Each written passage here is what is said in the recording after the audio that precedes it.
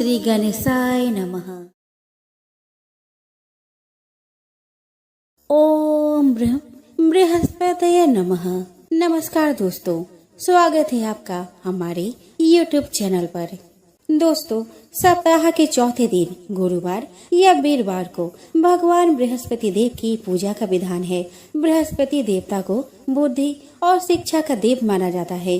गुरुवार को बृहस्पति देव की पूजा करने से धन, विद्या, पुत्र तथा मनोवांछित फल की प्राप्ति के साथ परिवार में सुख तथा शांति बनी रहती है। गुरुवार का व्रत जल्दी विवाह करने के लिए भी किया जाता है। तो दोस्तों, गुरुवार का व्रत कैसे करें, इसके बारे में आइए चर्चा करते हैं। तो व्रत वाले दिन प्रातः काल उठकर बृहस्पति देव का पूजन पीली वस्तु, पीले फूल, चने की दाल, पीली मिठाई, पीले चावल आदि का भोग लगाकर किया जाता है। इस व्रत में केले का पूजन ही करें। कथा और पूजन के समय मन, कर्म और वचन से शुद्ध होकर मनोकामना पूर्ति के लिए बृहस्पति देव से प्रार्थना करनी चाहिए। दिन में एक समय ही भोजन करें।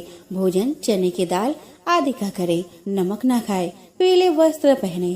पीले फलों का प्रयोग करें। पीले चंदन से पूजन करें। पूजन के बाद भगवान बृहस्पति की कथा सुननी चाहिए।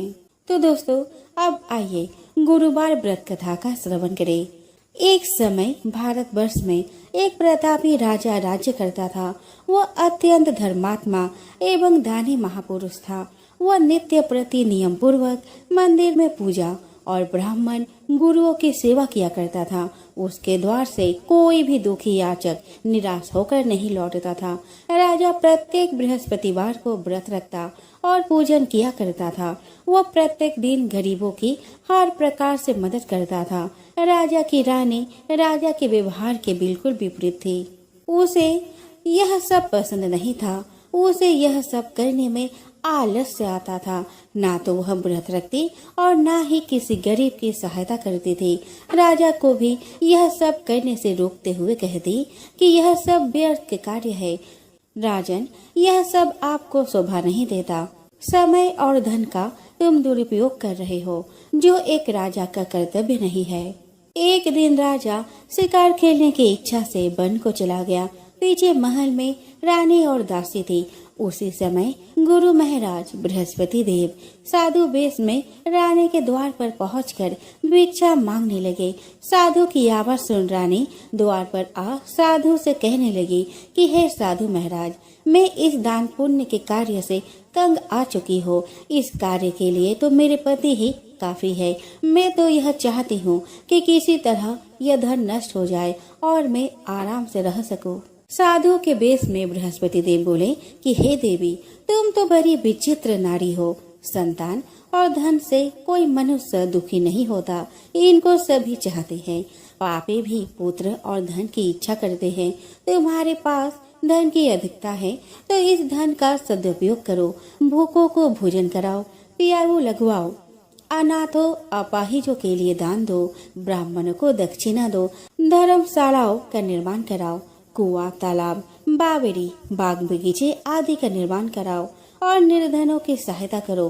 कुंवारी कन्याओं का विवाह कराओ, यज्ञ आदि धार्मिक कार्य करो।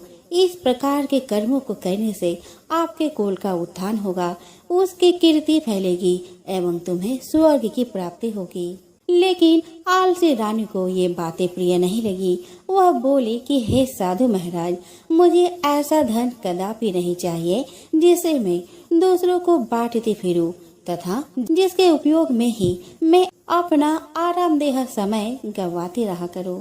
तब साधु ने रानी से कहा कि हे देवी, यदि तुम धन से इतनी ही दुखी हो तो मैं तुम्हें धन से मुक्ति पाने का एक उपाय बताता हूँ। तुम ऐसा ही करना जैसे मैं कहूँ।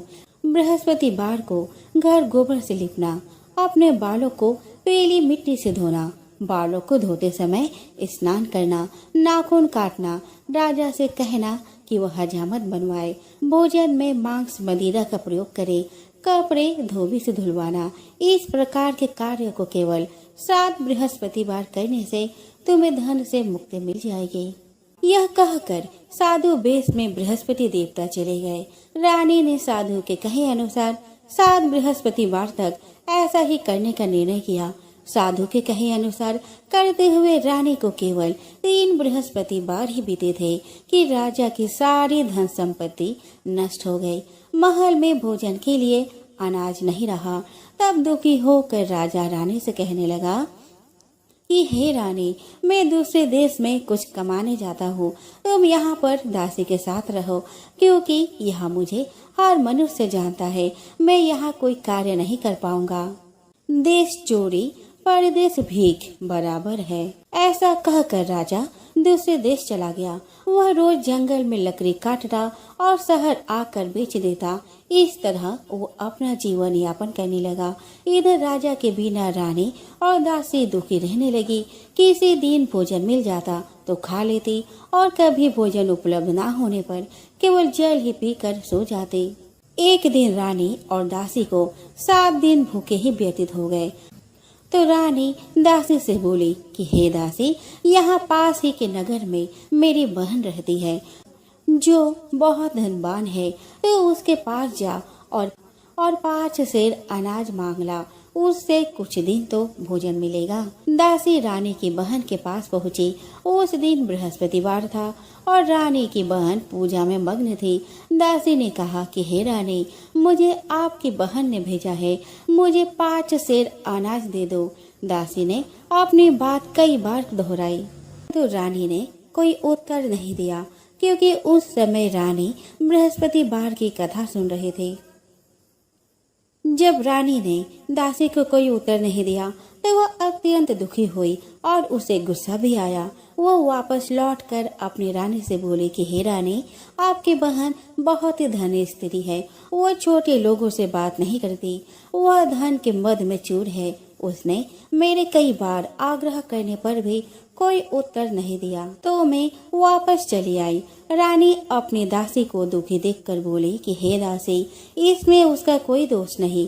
जब मनुष्य का पूरा वक्त आता है तो सारे सगे संबंधी मुख मोड़ लेते हैं, कोई सहारा नहीं देता। अच्छे बुरे का पता विपत्ति में ही लगता है, जो भगवान को मंजूर होगा वही होगा, इसमें किसी का कोई दोष नहीं। उधर रानी की बहन ने कथा सुनकर सोचा कि मेरी बहन की दासी आई थी। भगवान बृहस्पति देव की कथा सुनने के कारण मैं उससे भूली नहीं और वह दुखी से वापस लौट गई। वह अपने बहन के घर जाकर कहने लगी कि हे बहन, मैं बृहस्पतिवार की व्रत कथा सुन रही थी। कथा के समय किसी से नहीं बोलते और न ही अधूरी कथा बीच में छोड़ते हैं, इसीलिए मैं तुम्हारी दासी से तब बात न कर सकी।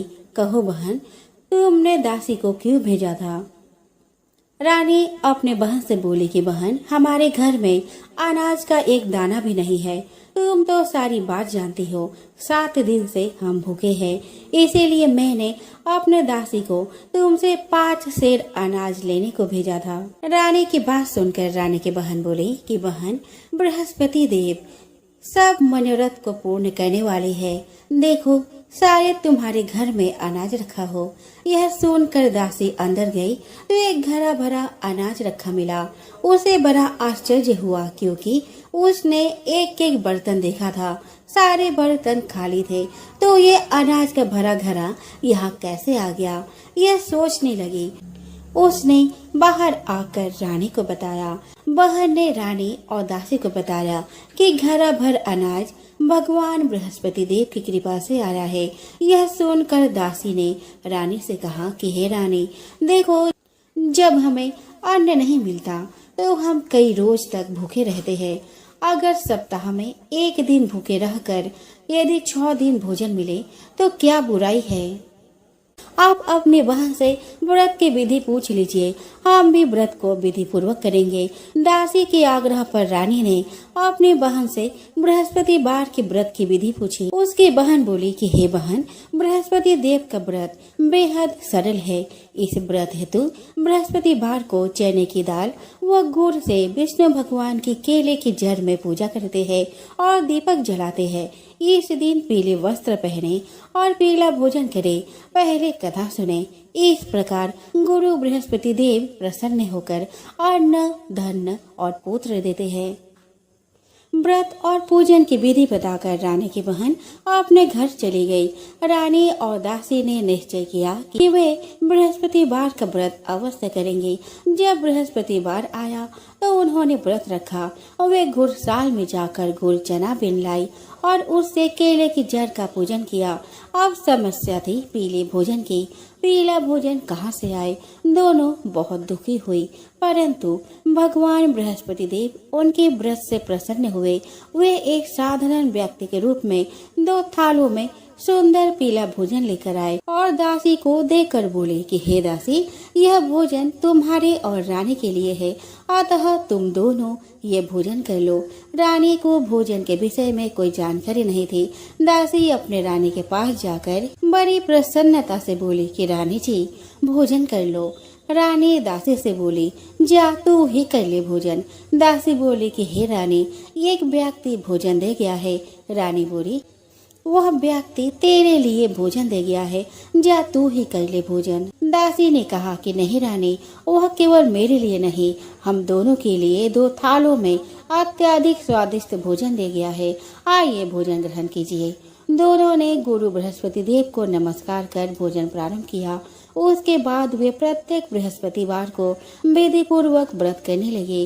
बृहस्पति देव की कृपा से उनके पास पहले के ही समान धन हो गया, परंतु धन ने फिर से रानी को आलसी बना दिया। तब दासी बोली कि देखो रानी, तुम पहले भी इस आलस्य के वशीभूत होकर धन नष्ट कर चुकी हो। अब गुरु महाराज की कृपा से फिर सुख के दिन लौटे हैं, तो तुमने फिर से आलस्य का दामन थाम लिया है। बड़ी मुसीबतों के उपरांत हमें धन की प्राप्ति हुई है, अतः हमें अब दान पुण्य करना चाहिए, भूखों को भोजन कराना चाहिए, धन को शुभ कार्यों में खर्च करना चाहिए। इससे तुम्हारे कुल का यश बढ़ेगा, स्वर्ग की प्राप्ति होगी और पितृ प्रसन्न होंगे।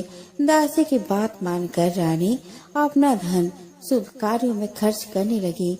इससे पूरे नगर में उसका यश बढ़ने लगा। दासी की बात मानने से उसके पितृ भी अत्यंत प्रसन्न हुए।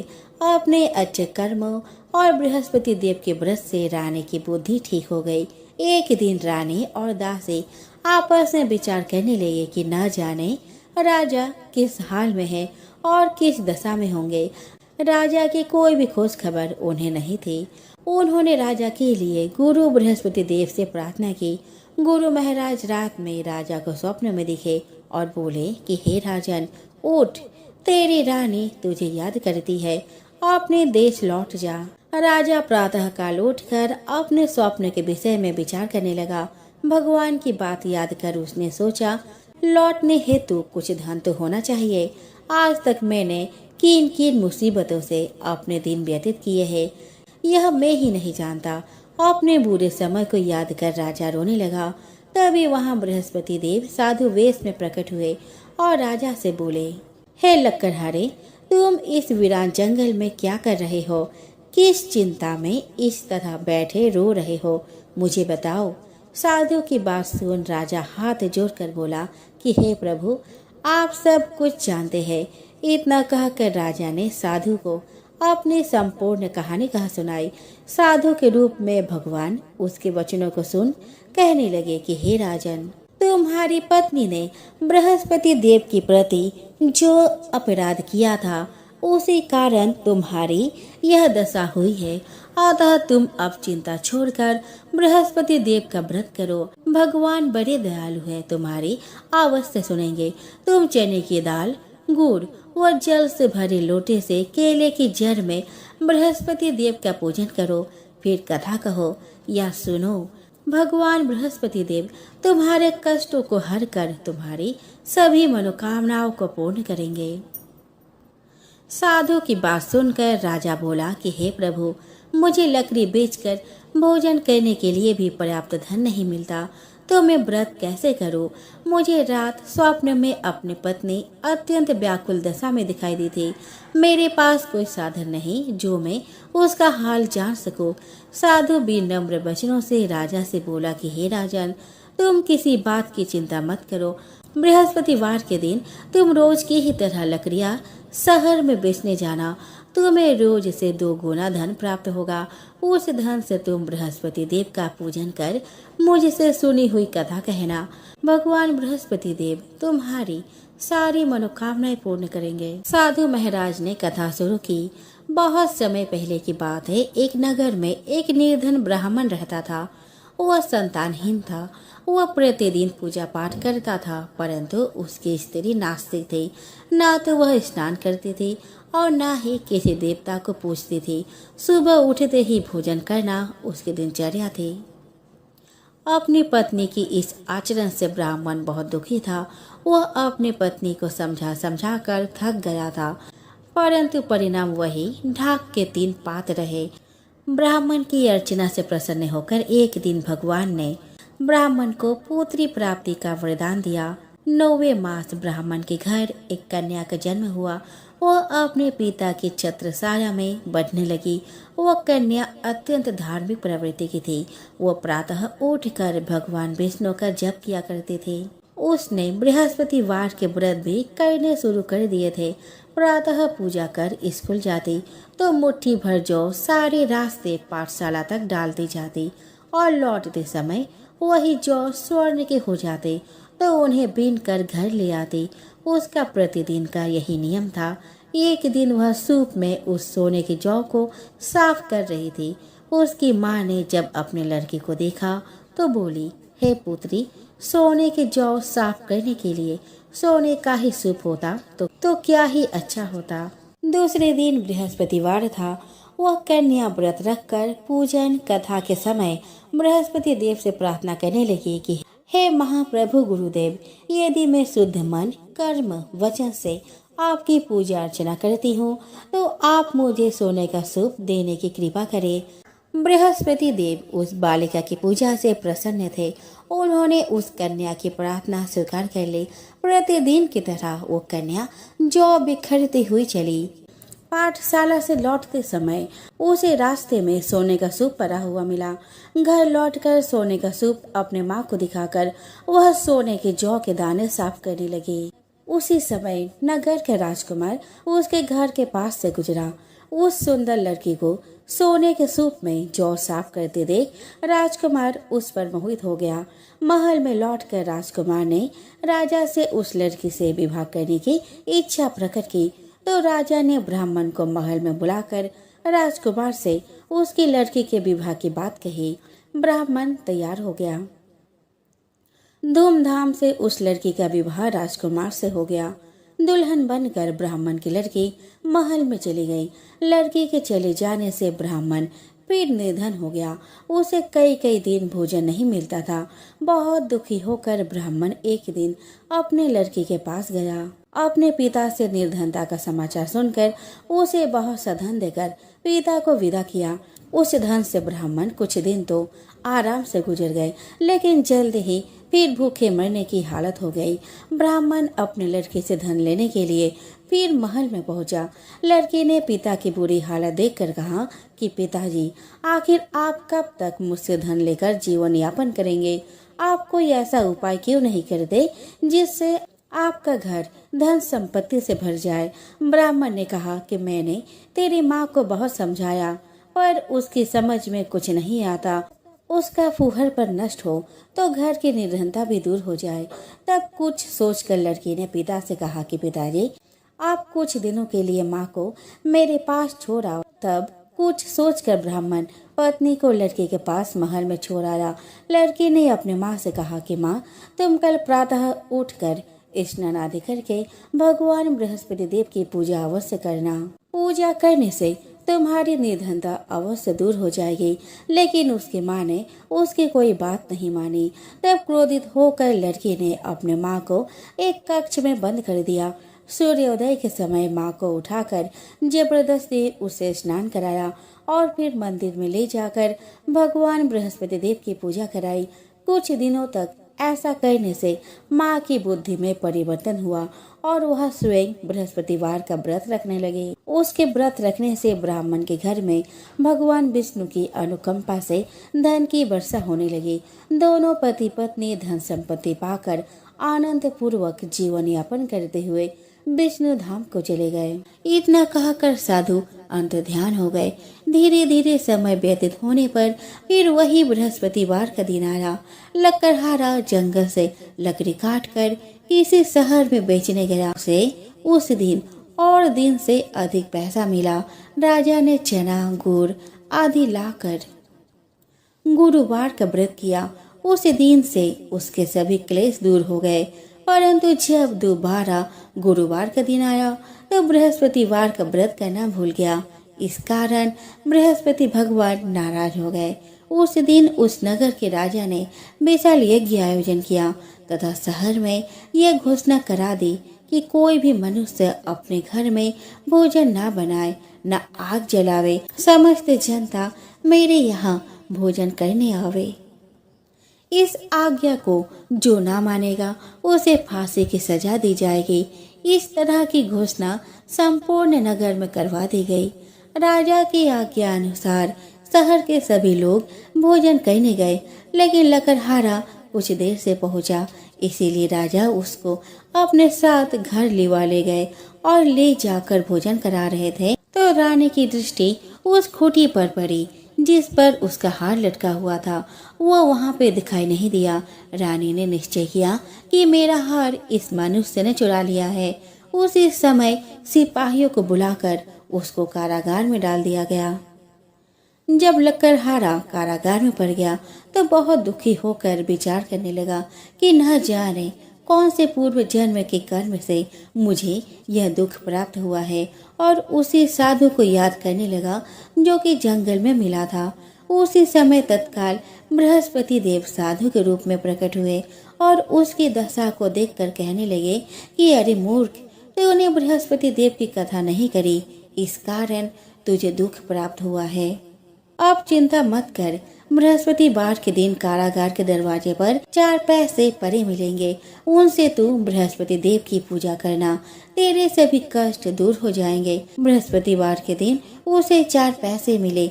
लकड़हारे ने कथा कही और उसी रात्रि को बृहस्पति देव ने उस नगर के राजा को स्वप्न में कहा कि हे राजा, तुमने जिस आदमी को कारागार में बंद कर दिया है वह निर्दोष है, वह राजा है, उसे छोड़ देना। रानी का हार उसी खूंटी पर लटका है। अगर तू ऐसा नहीं करेगा तो मैं तेरे राज्य को नष्ट कर दूंगा। इस तरह रात्रि के स्वप्न को देखकर राजा प्रातःकाल उठा और खूंटी पर हार देखकर लकड़हारे को बुलवाकर क्षमा मांगी और लकड़हारे को योग्य सुंदर वस्त्र आभूषण देकर विदा कर दिया। बृहस्पति देव की आज्ञा अनुसार लकड़हारा अपने नगर को चल दिया। राजा जब अपने नगर के निकट पहुंचा तो उसे बड़ा आश्चर्य हुआ। नगर में पहले से भी अधिक बाग, तालाब, कुएं तथा बहुत सी धर्मशालाएं, मंदिर आदि बन गई है। राजा ने पूछा कि यह किसका बाग और धर्मशाला है। तब नगर के सब लोग कहने लगे कि यह सब रानी और बांदी के है। तो राजा को आश्चर्य हुआ और गुस्सा भी आया। जब रानी ने यह खबर सुनी कि राजा आ रहे हैं तो उन्होंने बांदी से कहा कि हे दासी, देख राजा हमको कितनी बुरी हालत में छोड़ गए थे। हमारी ऐसी हालत देखकर वह लौट न जाए, इसीलिए तू दरवाजे पर खड़ी हो जा। आज्ञा अनुसार दासी दरवाजे पर खड़ी हो गई। राजा आए तो उन्हें अपने साथ लिवा लाई। तब राजा ने क्रोध करके अपने रानी से पूछा कि यह धन तुम्हें कैसे प्राप्त हुआ। तब उन्होंने कहा कि हमें यह सब धन बृहस्पति देव के इस व्रत के प्रभाव से प्राप्त हुआ है। राजा ने निश्चय किया कि 7 रोज बाद तो सभी बृहस्पति देव का पूजन करते हैं, परंतु मैं प्रतिदिन दिन में 3 बार कहानी तथा रोज व्रत किया करूंगा। अब हर समय राजा के दुपट्टे में चने की दाल बंधी रहती तथा दिन में 3 बार कहानी कहता। एक रोज राजा ने विचार किया कि चलो अपने बहन के यहाँ हो आवे। इस तरह निश्चय कर राजा घोड़े पर सवार होकर अपने बहन के यहाँ चलने लगा। मार्ग में उसने देखा कि कुछ आदमी एक मुर्दे को लिए जा रहे हैं। उन्हें रोककर राजा कहने लगे कि अरे भाइयों, मेरी बृहस्पति देव की कथा सुन लो। वे बोले, लो हमारा तो आदमी मर गया है, इसको अपनी कथा की पड़ी है। परंतु कुछ आदमी बोले, कि अच्छा कहो, हम तुम्हारी कथा भी सुनेंगे। राजा ने दाल निकाली और जब कथा आधी हुई थी कि मुर्दा हिलने लग गया और जब कथा समाप्त हो गई तो राम राम करके मनुष्य उठकर खड़ा हो गया। आगे मार्ग में उसे एक किसान खेत में हल चलाता मिला। राजा ने उसे देख और उससे बोले कि अरे भैया, तुम मेरी बृहस्पतिवार की कथा सुन लो। किसान बोला कि जब तक मैं तेरी कथा सुनूंगा तब तक 4 हरैया जोत लूंगा। जा अपनी कथा किसी और को सुनाना। इस तरह राजा आगे चलने लगा। राजा के हटते ही बैल पछाड़ खाकर गिर गया और किसान के पेट में बड़ी जोर का दर्द होने लगा। उस समय उसकी माँ रोटी लेकर आई। उसने जब यह देखा तो अपने पुत्र से सब हाल पूछा तो बेटे ने सब हाल कह दिया। तो बुढ़िया दौड़ी दौड़ी उस घुड़सवार के पास गई और उससे बोली कि मैं तेरी कथा सुनूंगी, तू अपनी कथा मेरे खेत पर चल कर ही कहना। राजा ने बुढ़िया के खेत पर जाकर कथा कही, जिसके सुनते ही वह बैल उठ खड़े हो गया और किसान के पेट का दर्द भी बंद हो गया। राजा अपने बहन के घर पहुंचा। बहन ने भाई की खूब मेहमानी की। दूसरे रोज प्रातः काल राजा जगा तो वह देखने लगा कि सब लोग भोजन कर रहे हैं। राजा ने अपने बहन से कहा कि ऐसा कोई मनुष्य है जिसने भोजन नहीं किया हो, मेरी बृहस्पतिवार की कथा सुन ले। बहन बोली कि हे भैया, यह देश ऐसा ही है कि पहले लोग यहाँ भोजन करते हैं, बाद में अन्य काम करते हैं। अगर कोई पड़ोस में हो तो मैं देखाऊं। वह ऐसा कहकर देखने चली गई, परंतु उसे कोई ऐसा व्यक्ति नहीं मिला जिसने भोजन ना किया हो। अतः वह एक कुम्हार के घर गई जिसका लड़का बीमार था। उसे मालूम हुआ कि उनके यहाँ 3 रोज से किसी ने भोजन नहीं किया है। रानी ने अपने भाई की कथा सुनने के लिए कुम्हार से कहा। वह तैयार हो गया। राजा ने जाकर बृहस्पतिवार की कथा कही, जिसको सुनकर उसका लड़का ठीक हो गया। अब तो राजा की प्रशंसा होने लगी। एक रोज राजा ने अपने बहन से कहा कि हे बहन, हम अपने घर को जाएंगे, तुम भी तैयार हो जाओ। राजा की बहन ने अपने सास से कहा कि सास ने कहा कि हाँ चली जा, परंतु अपने लड़कों को मत ले जाना क्योंकि तेरे भाई की कोई औलाद नहीं है। बहन ने अपने भैया से कहा कि हे भैया, मैं तो चलूंगी पर कोई बालक नहीं जाएगा। राजा बोला, जब कोई बालक नहीं चलेगा तब तुम ही क्या करोगी। बड़े दुखी मन से राजा अपने नगर को लौट आया। राजा ने अपने रानी से कहा कि हम निर्वंशी है, हमारा मुंह देखने का धर्म नहीं है और कुछ भोजन आदि नहीं किया। रानी बोली कि हे प्रभु, बृहस्पति देव ने हमें सब कुछ दिया है, वह हमें औलाद अवश्य देंगे। उसी रात को बृहस्पति देव ने राजा से स्वप्न में कहा कि हे राजा, उठ, सभी सोच त्याग दे, तेरी रानी गर्भ से है। राजा की यह बात सुनकर बड़ी खुशी हुई। 9वें महीने में उसके गर्भ से एक सुंदर पुत्र पैदा हुआ। तब राजा बोला, हे रानी, स्त्री बिना भोजन के रह सकती है पर बिना कहे नहीं रह सकती। जब मेरी बहन आवे तुम उससे कुछ कहना मत। रानी ने सुनकर हाँ कर दिया। जब राजा की बहन ने यह शुभ समाचार सुना तो वह बहुत खुश हुई और बधाई लेकर अपने भाई के यहाँ आई। तभी रानी ने कहा कि घोड़ा चढ़कर तो नहीं आई, गधा चढ़े आई। राजा की बहन बोली कि भाभी, मैं इस प्रकार न कहती तो तुम्हें औलाद कैसे मिलती। बृहस्पति देव ऐसे ही है, जैसे जिसके मन में कामनाएं हैं सभी को पूर्ण करते हैं। जो सद्भावना पूर्वक बृहस्पतिवार का व्रत करता है एवं कथा पढ़ता है अथवा सुनता है, दूसरों को सुनाता है, बृहस्पति देव उसके सभी मनोकामनाएं पूर्ण करते हैं। भगवान बृहस्पति देव उसकी सदैव रक्षा करते हैं। संसार में जो मनुष्य सद्भावना से भगवान जी का पूजन व्रत सच्चे हृदय से करते हैं तो उनकी सभी मनोकामनाएं पूर्ण करते हैं। जैसे सच्ची भावना से रानी और राजा ने उनकी कथा का गुणगान किया तो उनकी सभी इच्छाएं बृहस्पति देव जी ने पूर्ण की थी। इसीलिए पूर्ण कथा सुनने के बाद प्रसाद लेकर जाना चाहिए।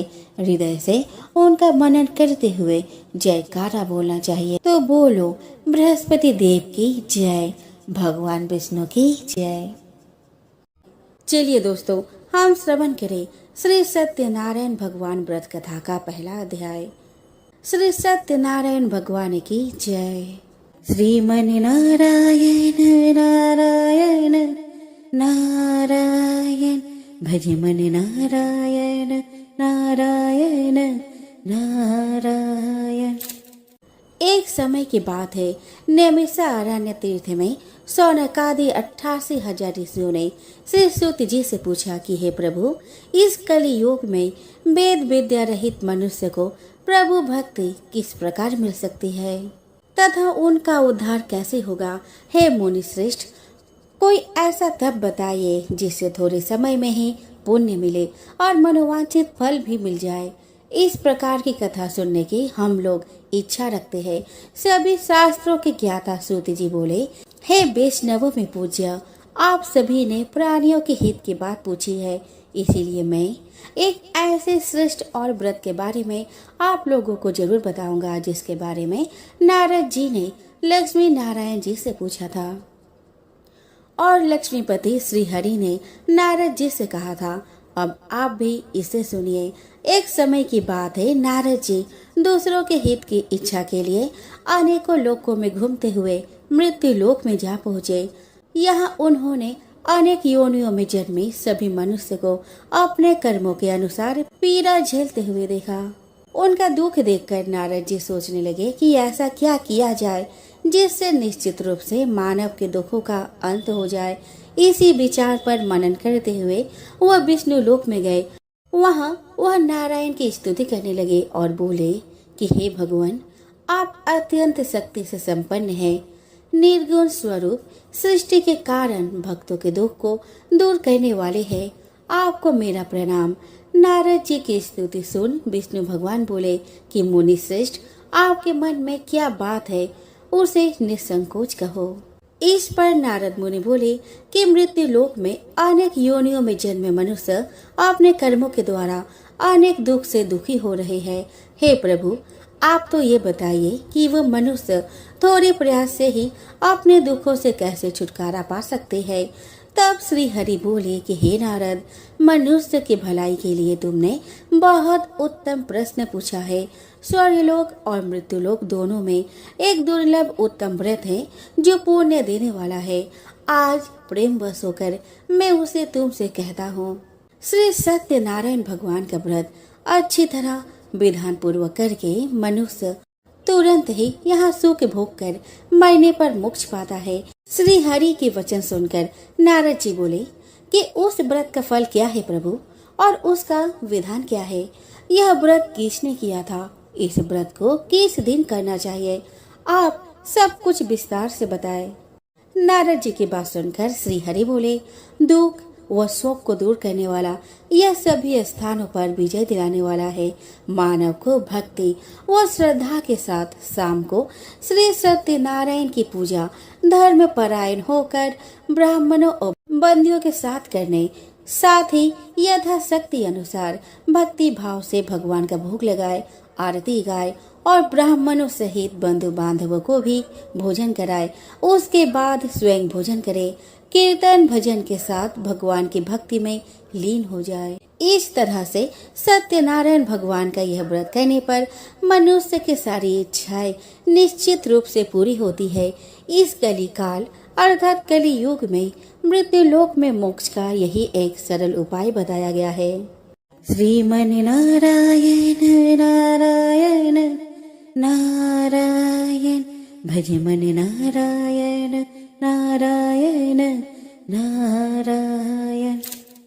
श्री सत्यनारायण भगवान की जय। सत्यनारायण व्रत कथा का प्रथम अध्याय यहीं पर संपूर्ण होता है। दोस्तों, अब हम श्री सत्यनारायण भगवान व्रत का दूसरा अध्याय का श्रवण करते हैं।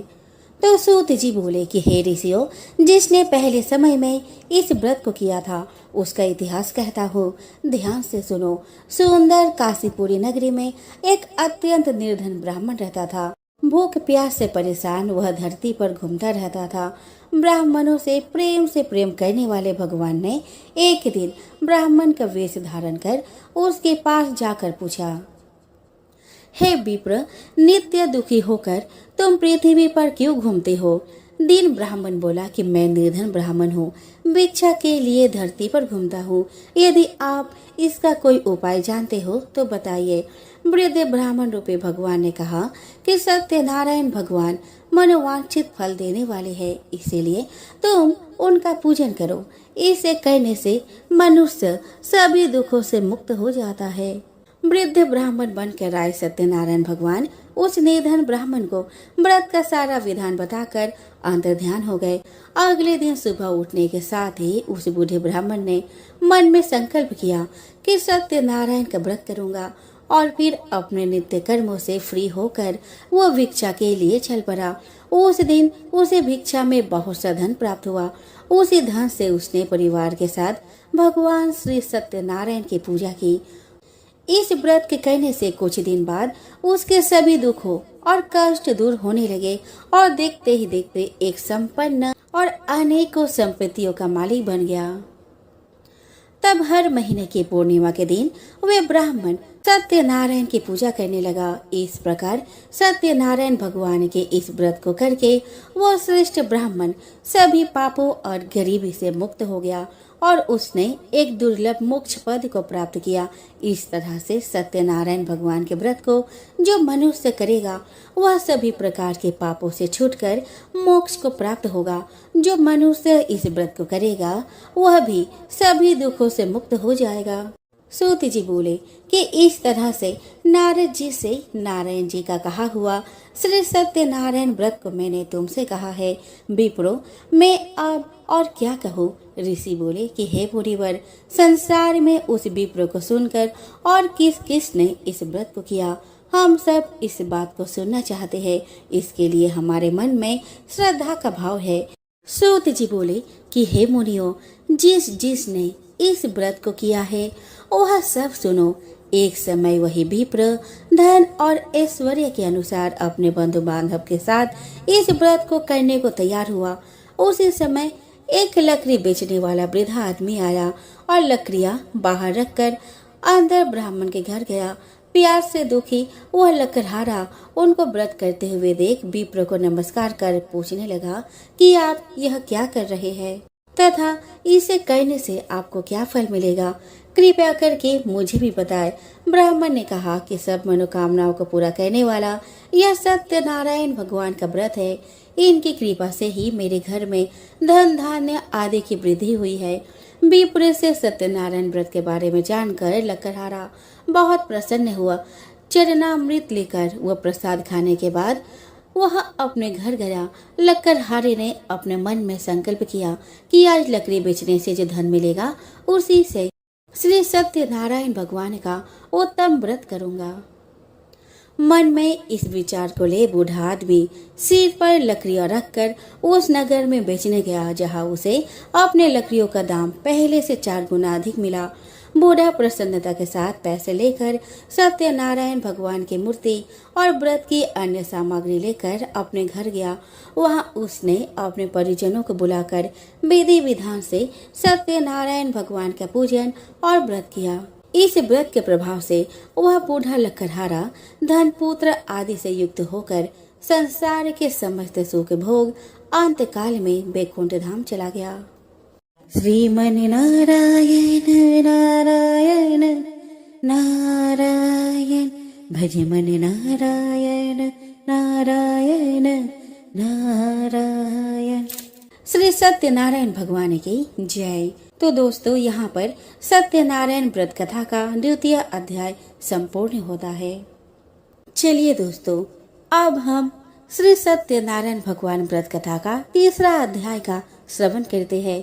तो दोस्तों, सूत जी बोले कि हे श्रेष्ठ मुनियों, अब आगे की कथा कहता हूँ। पहले समय में उल्का मुख नाम का एक बुद्धिमान राजा था। वह सत्यवक्ता और जितेंद्रिय था। प्रतिदिन देवस्थानों पर जाता और निर्धनों को धन देकर उनके कष्ट दूर करता था। उसकी पत्नी कमल के समान मुख वाली और सती साध्वी थी। भद्रशिला नदी के तट पर उन दोनों ने श्री सत्यनारायण भगवान का व्रत किया। उसी समय साधु नाम का एक वैश्य आया। उसके पास व्यापार करने के लिए बहुत सा धन भी था। राजा को व्रत करते देखकर वह विनय के साथ पूछने लगा कि हे राजन, भक्ति भाव से पूर्ण होकर आप ये क्या कर रहे हैं? मैं सुनने की इच्छा रखता हूँ, तो आप कृपा करके मुझे बताएं। राजा बोला कि मैं बंधु बांधव के साथ पुत्र आदि की प्राप्ति के लिए श्री सत्यनारायण भगवान का व्रत व पूजन कर रहा हूँ। राजा के वचन सुन साधु आदर से बोला कि हे राजन, मुझे इस व्रत का सारा विधान कहिए। मैं भी इस व्रत को करूँगा। मेरी भी संतान नहीं है और व्रत को कहने से निश्चित रूप से मुझे संतान की प्राप्ति होगी। राजा से व्रत का सारा विधान सुन व्यापार से निवृत्त हो वह अपने घर आया। साधु ने अपने पत्नी को संतान देने वाली इस व्रत का वर्णन कह सुनाया और कहा कि जब मेरी संतान होगी तब मैं इस व्रत को करूँगा। साधु ने इस तरह के वचन अपने पत्नी लीलावती से कहे। एक दिन लीलावती पति के साथ आनंदित हो संसारिक धर्म में प्रवृत्त होकर सत्यनारायण भगवान की कृपा से गर्भवती हो गई।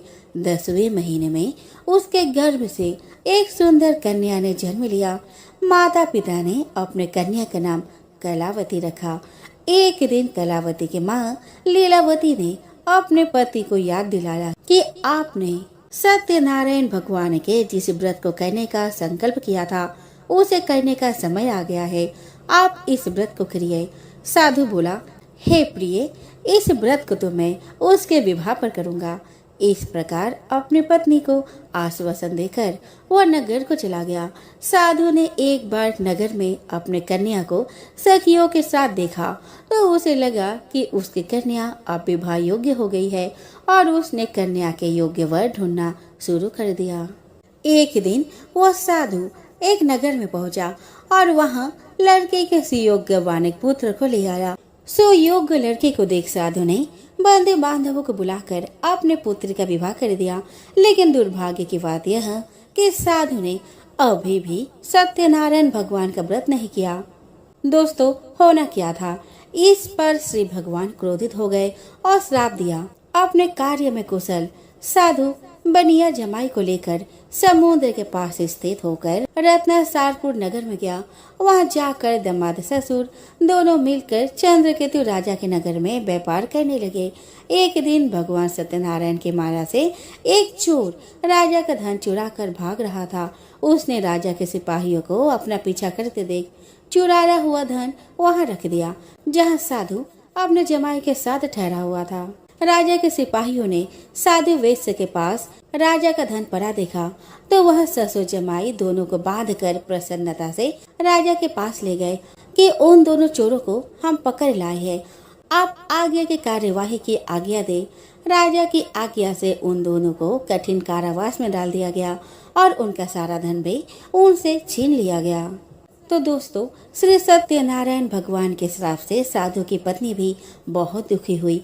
घर में जो धन रखा था उसे चोर चुरा ले गए। शारीरिक और मानसिक पीड़ा और भूख प्यास से अति दुखी हो अन्य की चिंता में कलावती ब्राह्मण के घर गई। वहां उसने श्री सत्यनारायण भगवान का व्रत होते देखा। फिर कथा भी सुनी और प्रसाद ग्रहण कर वह रात को घर वापस आई। माता ने कलावती से पूछा कि हे पुत्री, अब तक तुम कहाँ थे और तेरे मन में क्या है? कलावती ने अपने माता से कहा कि हे माता, मैंने एक ब्राह्मण के घर में श्री सत्यनारायण भगवान का व्रत देखा है।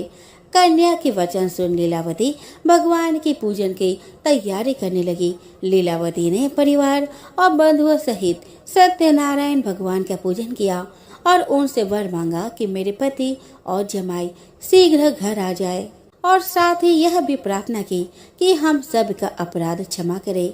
श्री सत्यनारायण भगवान इस व्रत से संतुष्ट हो गए और राजा चंद्रकेतु को सपने में दर्शन दे कहा, हे राजन, तुम उन दोनों वेश्यों को छोड़ दो और तुमने उनका जो धन लिया है उसे वापस कर दो। अगर ऐसा नहीं किया तो मैं तुम्हारा धन, राज्य वो संतान सभी को नष्ट कर दूंगा। राजा को यह सब कहकर वह अंतर्ध्यान हो गए।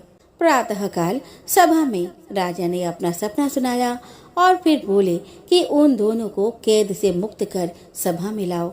दोनों ने आते हुए राजा का प्रणाम किया। राजा बोला कि महानुभाव, भाग्यवश ऐसा कठिन दुख तुम्हें प्राप्त हुआ है, लेकिन अब तुम्हें कोई भय नहीं। ऐसा कह राजा ने उन दोनों को नए वस्त्र आभूषण भी पहनाए और जितना धन लिया था उससे 2 गुना धन वापस कर दिया। दोनों वैश्य अपने घर को चल दिए। श्रीमन नारायण नारायण नारायण, भज मन नारायण नारायण नारायण। श्री सत्यनारायण भगवान की जय। तो दोस्तों, यहाँ पर श्री सत्यनारायण भगवान व्रत कथा का 3रा अध्याय संपूर्ण होता है। अब हम श्रवण करेंगे श्री सत्यनारायण भगवान व्रत का 4th अध्याय। तो सूत जी बोले कि वैश्य ने मंगलाचार कर अपनी यात्रा आरंभ की और अपने नगर की ओर चल दिया।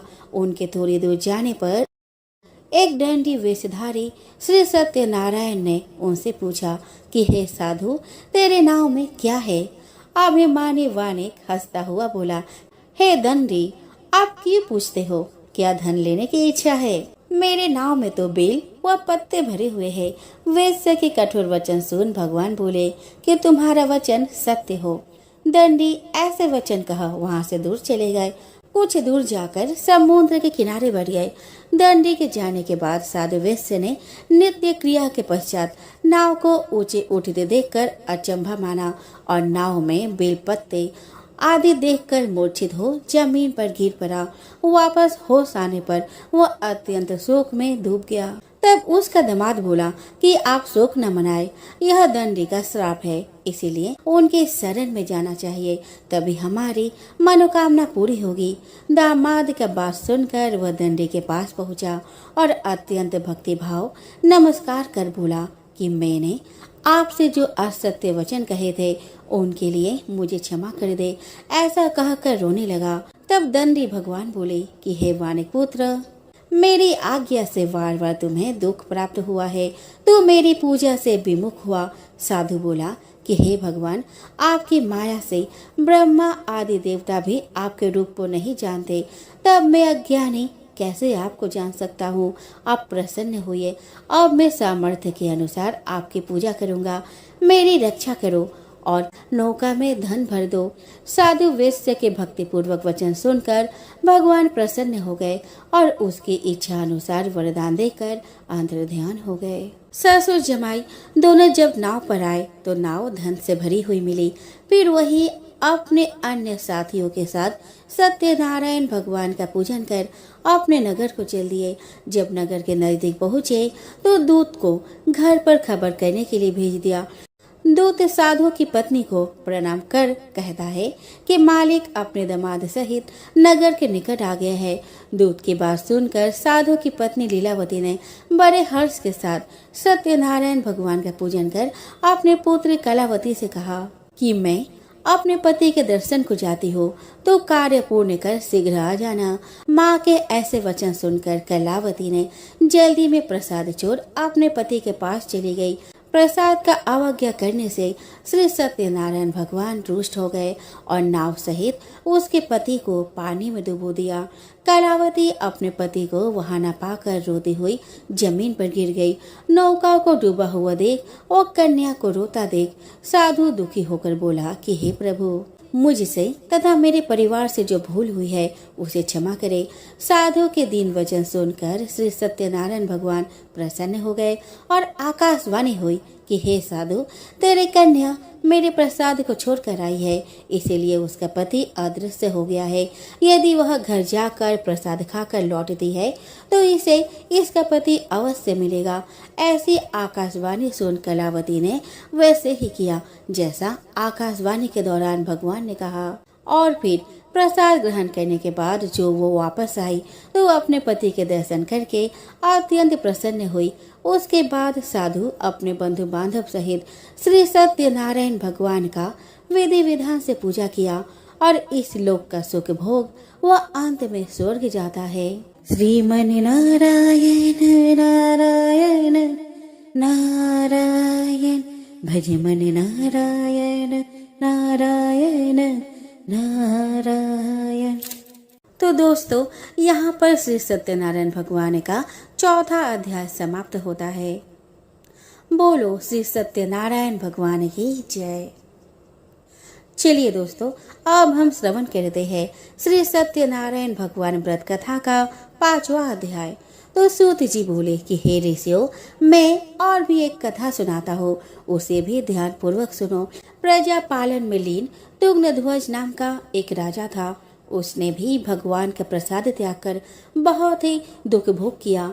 एक बार जंगल में जाकर वन्य पशुओं को मारकर वह बर के पेड़ के नीचे आया। वहां उसने ग्वालों को भक्ति भाव से अपने बंधुओं सहित सत्यनारायण भगवान का पूजा करते देखा। अभिमानवश राजा ने उन्हें देखकर भी पूजा स्थान में नहीं गया और न ही उसने भगवान को प्रणाम किया। ग्वालों ने राजा को प्रसाद दिया, लेकिन उसने वह प्रसाद नहीं खाया और प्रसाद को वही छोड़ वह अपने नगर को चला गया। जब वह नगर में पहुंचा तो वहां सब कुछ तहस नहस हुआ पाया।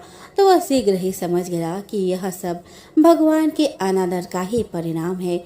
वह दोबारा ग्वालों के पास पहुंचा और विधि पूर्वक पूजा करके प्रसाद खाया।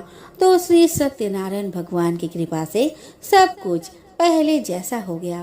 दीर्घ काल तक सुख भोगने के बाद मरणोपरांत उसे स्वर्ग लोक की प्राप्ति हुई। जो मनुष्य परम दुर्लभ इस व्रत को करेगा तो भगवान श्री सत्यनारायण की अनुकंपा से उसे धन धान्य की प्राप्ति होगी। निर्धन धनी हो जाता है और भय मुक्त हो जीवन जीता है। संतानहीन मनुष्य को संतान सुख मिलता है और सारे मनोरथ पूर्ण होने पर मानव अंत काल में बैकुंठ धाम को जाता है। तब सूत जी बोले कि जिन्होंने पहले इस व्रत को किया है, अब उनके दूसरे जन्म की कथा कहता हूँ। वृद्ध सतानंद ब्राह्मण ने सुदामा का जन्म लेकर मोक्ष की प्राप्ति की।